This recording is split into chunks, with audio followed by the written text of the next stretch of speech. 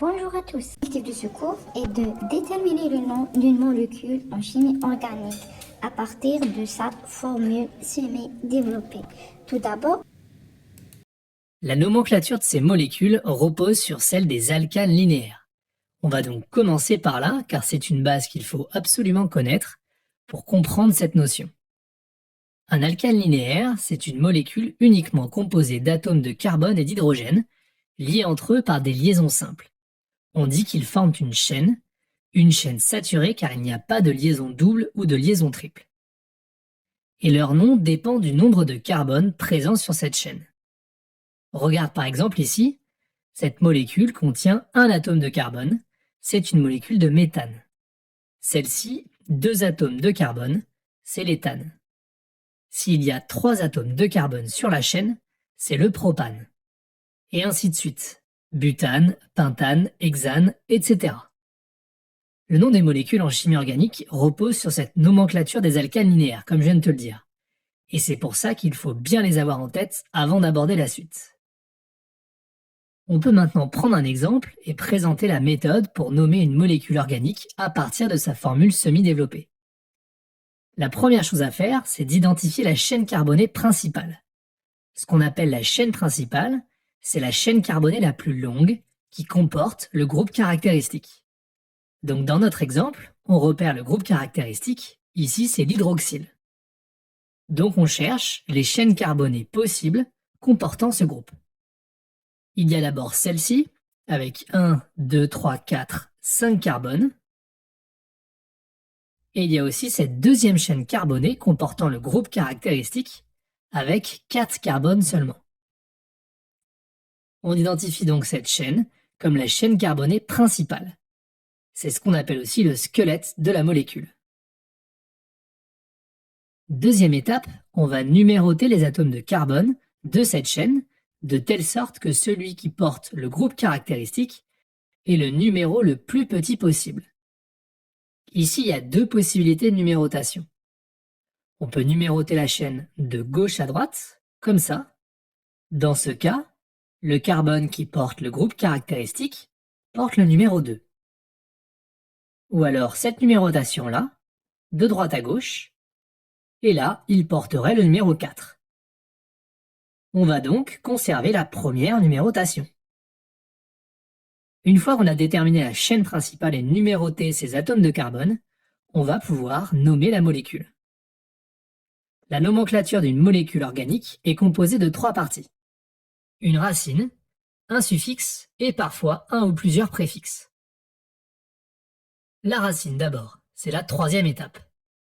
Elle indique le nombre d'atomes de carbone de la chaîne principale. Elle dérive du nom des alcanes linéaires qu'on a présenté au début de cette vidéo, auquel on a retiré le E final, comme tu peux le voir dans ce tableau. Dans notre exemple, la chaîne principale est composée de 5 atomes de carbone, donc la racine, c'est pentane. On continue avec le suffixe.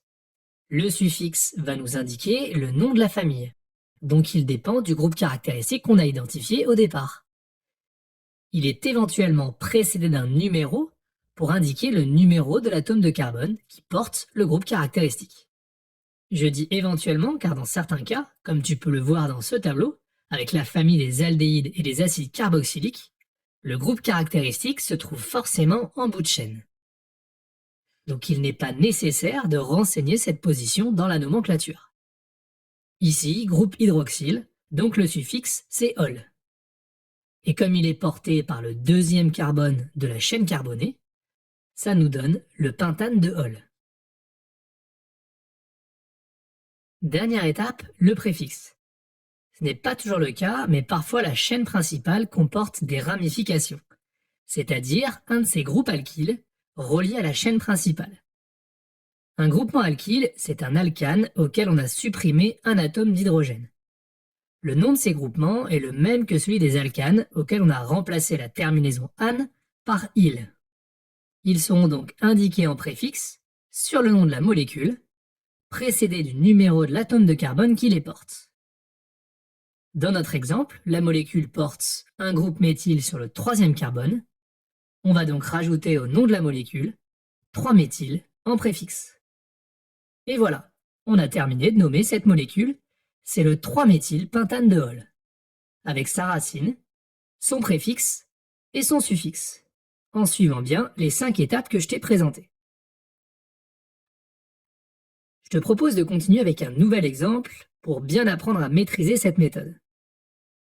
Première étape, on commence par identifier la chaîne principale, la plus longue comportant le groupe caractéristique, qui est ici le groupe carbonyle.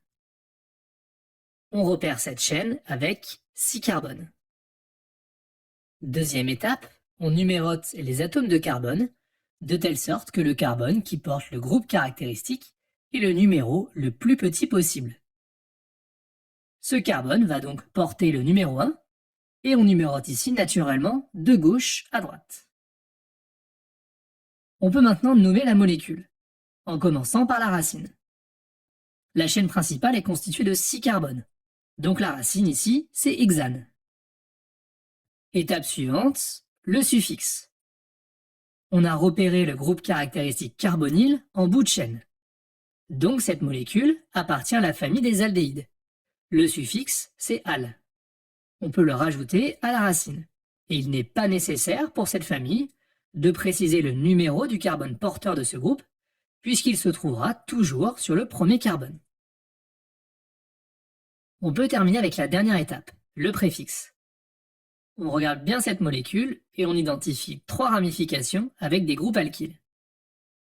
Un groupe éthyle sur le carbone numéro 2 et 2 groupes méthyles sur les carbones 3 et 4. Le préfixe à rajouter pour indiquer la présence du groupe éthyle sur le deuxième carbone, c'est celui-ci, 2-éthyle. Et pour indiquer la présence de 2 groupes méthyles sur les carbones 3 et 4, on doit rajouter le préfixe 3,4 diméthyle.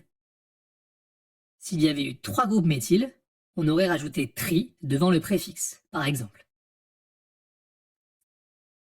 Je profite de cette situation pour te faire quelques remarques importantes. Lorsqu'il y a plusieurs substituants, comme ici, ils sont nommés par ordre alphabétique, sans tenir compte d'un éventuel di ou tri qui les précède lorsque le même groupement se répète. Donc ici, le E vient avant le M. On viendra d'abord écrire le préfixe indiquant la présence du groupe éthyle, puis celui indiquant la position des groupes méthyles.